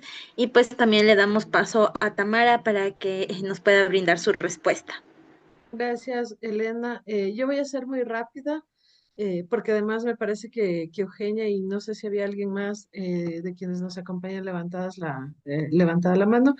Yo creo que hay que pensar en tres imágenes puntuales. Las imágenes que hemos visto en una película o en una fotografía de los campos de concentración nazi, y la desnutrición de esos cuerpos, como esos cuerpos son hueso y pellejo, como se diría acá, son cuerpos totalmente destruidos por el poder, por la violencia nazi. Los campos de concentración también que se encuentran ahora en el estado en las zonas ocupadas de Palestina, donde tienen a palestinos totalmente destruidos y son las mismas imágenes que las de los campos de concentración nazi. Y no solo los tienen en campos de concentración, sino también en lo que ya lo decía, si no me equivoco, Enzo Traverso o alguien más, en la cárcel más grande del mundo a cielo abierto, ¿no? Que es el territorio de Palestina, que son cuerpos totalmente destruidos, que también son hueso y pellejo, son arrojados a la muerte y al olvido por la violencia sionista, antes fue por la violencia nazi. Y acá en el Ecuador pensar lo que está pasando en la cárcel del Encuentro. La imagen de Jorge Glass siendo hueso y pellejo, aún no vemos la imagen de Aquiles Álvarez, también se ha denunciado que ha bajado exorbitantemente de peso, y tampoco vemos de los otros pesos, de los otros presos de la cárcel del Encuentro, que más que una cárcel o un centro de rehabilitación, un centro de detención, es un campo de concentración para el enemigo político o para todo aquel que me pueda afectar en el logro de mis objetivos. Esta semana se denunció que ya ahí falleció el primer preso, el primer preso de la cárcel del encuentro, que era un chico de 21 años vinculado al asalto de TC Televisión. Y como lo decía, no sé, no me acuerdo el compa que dijo, sí, ahí están también camaradas presos, están compañeros presos y presos políticos en este país. Eh, hay están los guevaristas, está Gabriela Gallardo, que padece de un cáncer terrible y la tienen detenida, está Omar Campoverde, están otros tantos y tantas que son anónimos o que no conocemos en esas cárceles. Entonces, el aprender del holocausto nazi, el aprender de las historias del pasado del ecuatoriano, implica el poder sensibilizarnos, humanizarnos y decir nunca más, que nunca más pase esto, que nunca más nadie esté preso por su religión, por su ideología, por su orientación sexual, pero que tampoco nunca más a ninguna persona que haya cometido un delito se le trate con la deshumanización que se trata a los presos y presas en el país. Eso, muchas gracias, Elena. Gracias, Tamara. Bueno, damos paso a Euge. Bienvenida, Euge, te escuchamos. Buenas noches con todos y todas. Muchísimas gracias por este espacio de compartir. Es, es interesante como abrir estos diálogos porque, claro, son cosas que van pasando a nivel nacional y a veces em, crear estos espacios de reflexión nos ayuda también como a mover y a entender también lo que está pasando, ¿no? No solo quedarnos, digamos, con eso de, bueno, ya van a poner esta nueva materia, este nuevo tema en las escuelas y quedarnos ahí. Sí es importante como todo el tiempo estar cuestionándonos y eh, contagiar ese cuestionamiento a los otros, porque ahora eh, he notado mucho como esta apatía en, como en cierto sector de la población, ¿no? Que se queda con lo que les dicen los medios de comunicación, con lo que les dicen las escuelas. Entonces sí creo que falta como mucho esta parte de la crítica, ¿sí? O de los conversatorios o del estar pendientes de lo que pasa, pero de una manera activa. Me quedo con algunas reflexiones. Agradezco muchísimo como las ponencias de cada uno de ustedes. Y claro, estoy de acuerdo que bajo ningún punto de vista la violencia es justificada, ¿sí? Tanto en el Holocausto como ahora con lo que está pasando en Palestina. Cuando se habla de implementar estos temas en la malla curricular de aquí, de Ecuador, sí me surgió esa pregunta de ¿y por qué? ¿Y cómo así aquí en el Ecuador? O sea, ¿qué pasa? ¿Por qué no reforzamos primero lo que está pasando con nosotros? ¿Qué pasa con nuestro pueblo, con nuestra memoria? Lo que hablaba Alexis, esto de la pedagogía de la memoria, que me pareció súper interesante también. No sé, no hemos concientizado todavía aquí en Ecuador estas formas de violencia sociales, formas de violencia raciales. Eso todavía no se logra concientizar y ya se está tomando como un modelo externo, ¿no? Entonces, ¿hacia dónde va este enfoque o este discurso? Y claro, como lo dijeron los ponentes, se da como dentro de un contexto político en el que las relaciones que tiene ahora el actual presidente Noboa con el presidente de Israel son como muy cercanas. Entonces, sí hay que visibilizar también eso. O sea, es una cuestión política que pretende, no sé si invisibilizar lo que está pasando aquí o normalizar también esta violencia, ¿no? Es como normalizar al verdugo, ¿ya?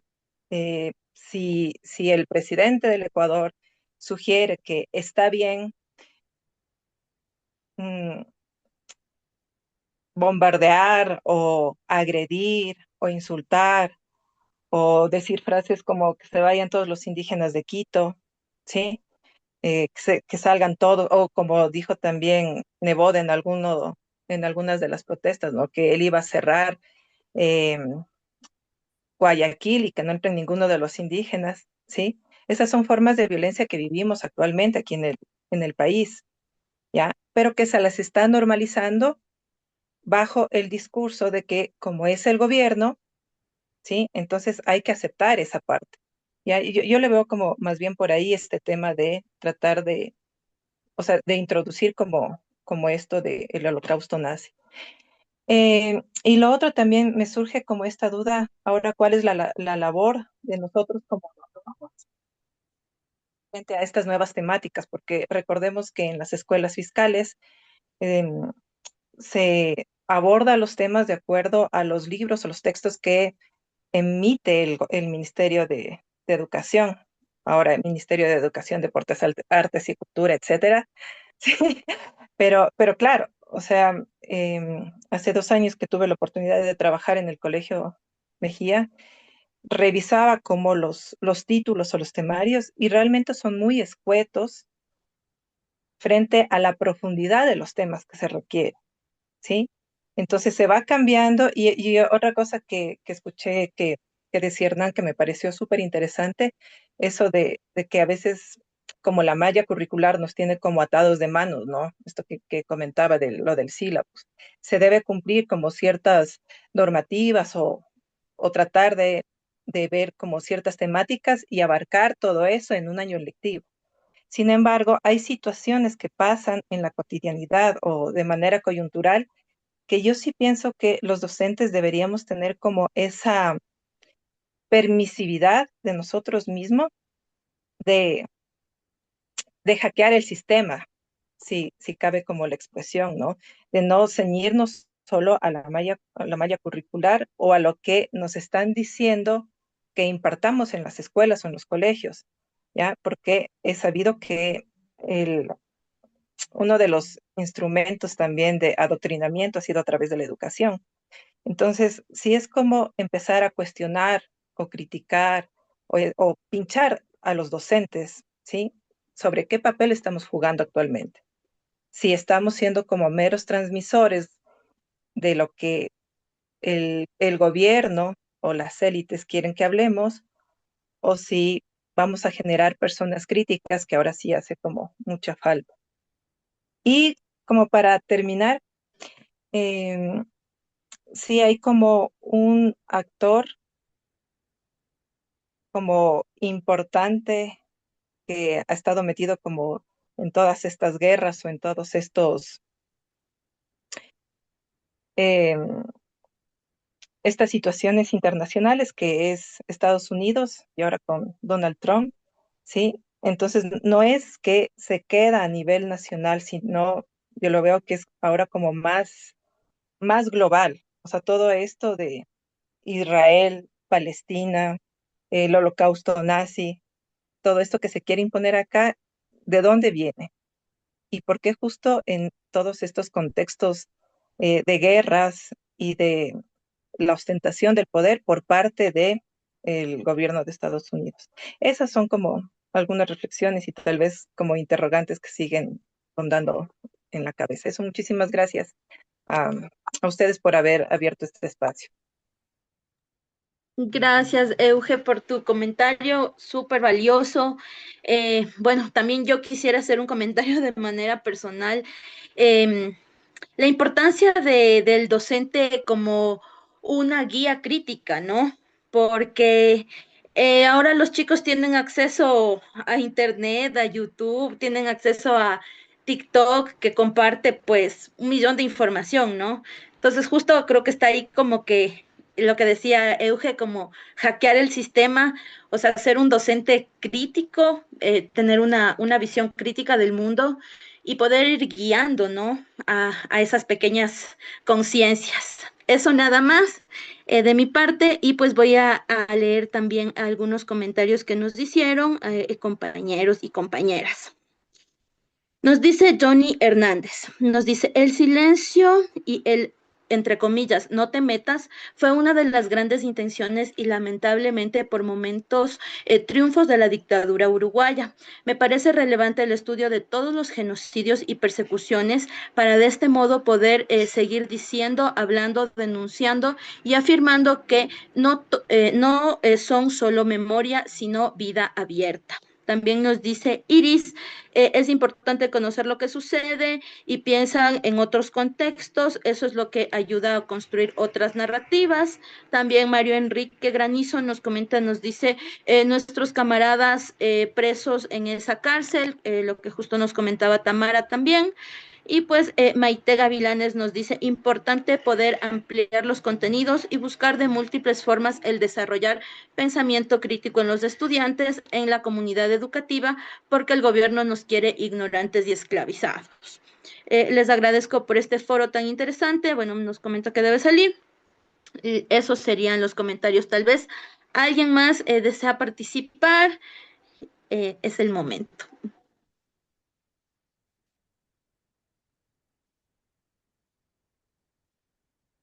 ¿No? Bueno, si no, pues damos por cerrado este webinar, agradecerles a los ponentes también por sus excelentes criterios, por todo el conocimiento compartido y a las compañeras y compañeros que se pudieron también conectar, agradecerles por su tiempo. Que tengan una linda noche. Ah, Sebastián. Ajá, sí, justamente. Te escuchamos, Sebastián.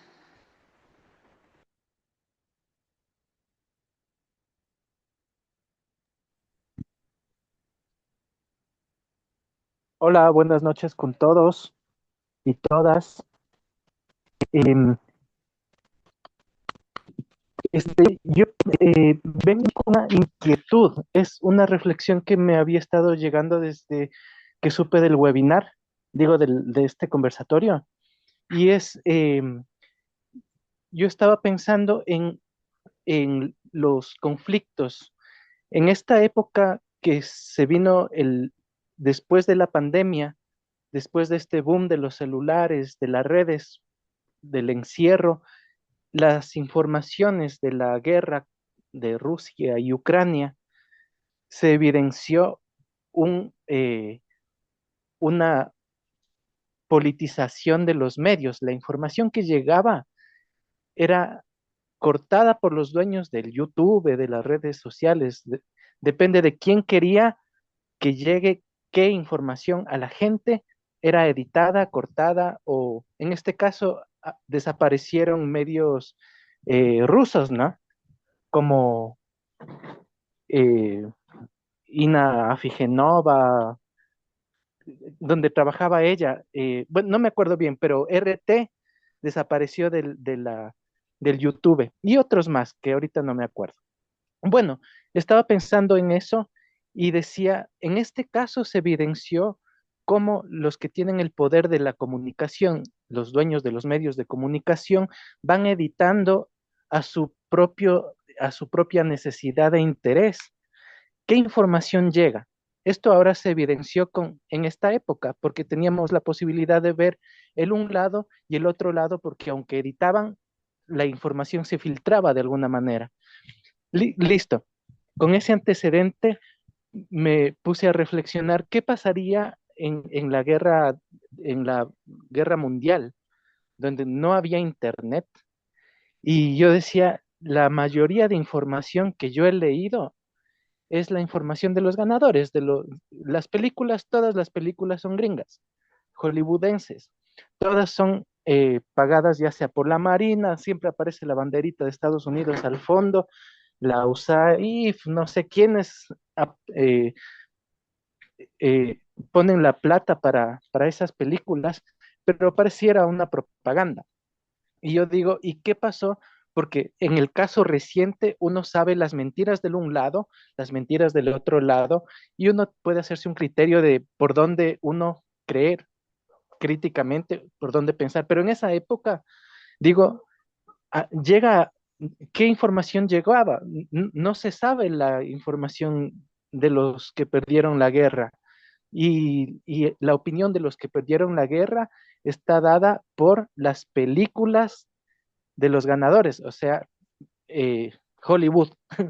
Entonces, esa es una inquietud. No tengo respuesta ahora para eso, pero eh, la propongo para reflexión. Gracias. Muchas gracias, Juan Sebastián. Sí, tal vez es una inquietud que también muchos tenemos, ¿no? Me gustaría dar paso en este caso a Tamara para que nos pueda también dar una guía, luces también y su criterio sobre esta pregunta. Gracias, Elena. Sí, eh, lamentablemente la gran maquinaria propagandística, no de los ganadores siquiera, sino de Estados Unidos, del sionismo. Un compañero me comentaba que en el último mes se han subido alrededor de 100 películas sobre el holocausto nazi con esta mención que nos comentaba Juan Sebastián a Netflix. Entonces es toda una estrategia que ya la vivimos en la Guerra Fría, de cómo manipular y manejar la información, ya sea con películas, ya sea con ahora Reels en YouTube, en Instagram, en TikTok, para que creamos una historia, ¿no? Y para que creamos quién es el bueno y quién es el malo.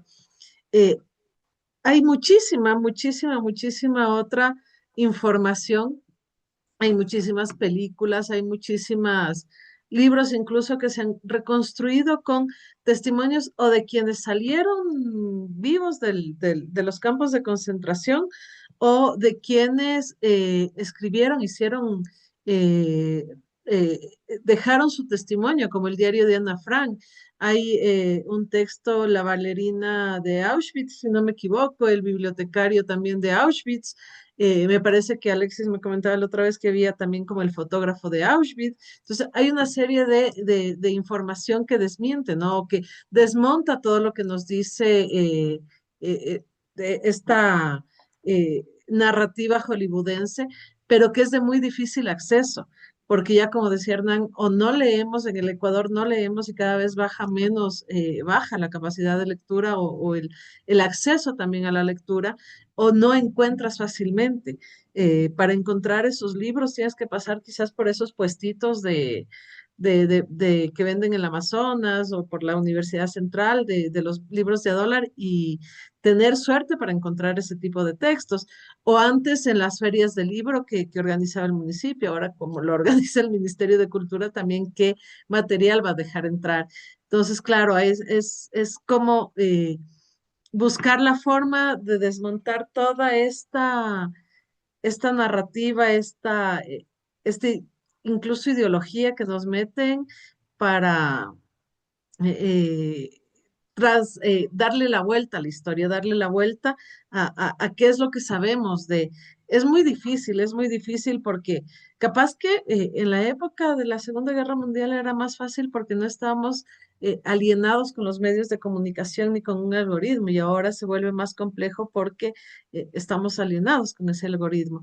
Eso no sé si Hernán, Alexis quieren aportar algo. Y gracias. Gracias, Tamara. Sí, Hernán, te escuchamos y luego Alexis. No, de mi parte, creo que, eh, digo, hay necesidad más bien de darnos tiempo para procesar una cantidad de ideas que se han dicho acá. A mí me parece que, eh, vuelvo a insistir, ya que empezó la pregunta el tema del cine. El cine es un instrumento y un medio valiosísimo para aprendizaje y para aprendizaje de derechos humanos en general. Yo lo he utilizado y me ha ido muy bien. La literatura creo que es otro tema súper importante, es decir, ya no solo testimonios de testigos, ensayos, sino también la ficción. A veces la ficción literaria nos ayuda a entender problemas que los textos más investigativos de carácter académico no lo logran. Y finalmente creo que hay que también trabajar desde la propia experiencia de la gente. Todos tenemos experiencia de dolor, de sufrimiento, todos tenemos experiencia de haber sido reprimidos de alguna manera por el Estado o no. Y en ese sentido, si no conectamos con esas experiencias personales, yo creo que el proceso educativo se vuelve, eh, digamos, un, tan- un tanto vacío o al menos insuficiente y de corta duración, digamos, lo que se pueda conseguir. Simplemente eso y agradecer la paciencia y la presencia de todos ustedes. Gracias, Hernán. Te escuchamos, Alexis, también Sí, para ir finalizando. son algo cortito, ¿no? O sea, el tema cultural y la batalla cultural a veces siempre tiene esta visión muy, muy occidentalizada, ¿no? Eso es, creo que nos hemos dado cuenta todos. Pero también a partir de eso se van construyendo las narrativas de la memoria. Entonces, como que sí son importante disputar o verlas desde un enfoque crítico. Entonces, si yo ya veo que tal elemento, no sé, tiene un tinte de Hollywood, pues es evidente que voy a encontrar estos elementos, ¿verdad? Yo tuve una experiencia cuando fui a Berlín, por ejemplo, tuve la oportunidad de conocer un campo de concentración y ese campo de concentración había sido liberado por los rusos, por ejemplo, ¿ok? Pero dentro de la mediación pedagógica de la persona responsable del museo, nunca se mencionó el tema de los rusos, por ejemplo. O sea, solamente se habló de Alemania, se habló de Estados Unidos, porque evidentemente hay este tema de que luego sí, la Unión Soviética también tuvo sus campos de concentración y esos elementos que son parte también de la historia, pero entonces era un brutalismo total ese campo de concentración porque los rusos habían mandado a construir un monumento gigante, brutalista, pero nadie te explicaba sobre eso, por ejemplo. Entonces también a veces cómo se van construyendo las narrativas hay que verlas desde este enfoque crítico, ¿no? Bueno, es el problema que tenemos las ciencias sociales, de que todo vemos del enfoque crítico. Y eso, y nada más sumarme a lo que dijo Hernán, Tami, que gracias por haber estado este tiempito acá con nosotros. Gracias, Alexis. Y bueno, pues agradecemos nuevamente a los ponentes por sus reflexiones, a todas las personas que se han ido sumando también a este espacio. Recordarles pues que la memoria es una herramienta fundamental para comprender las violencias del presente y para construir un futuro. Sí, les invitamos a pues seguir reflexionándolo, dialogándolo y construyendo colectivamente estos espacios de pensamiento crítico. Muchas gracias y pues que tengan todos y todas una bonita noche. Gracias, Elena, a ti también. Hasta luego. Gracias a todas y todos. Buenas noches. Gracias, Gracias. Alexis. Buenas Gracias, Tomás, por la noches. ponencia. Que tengan buena noche todos.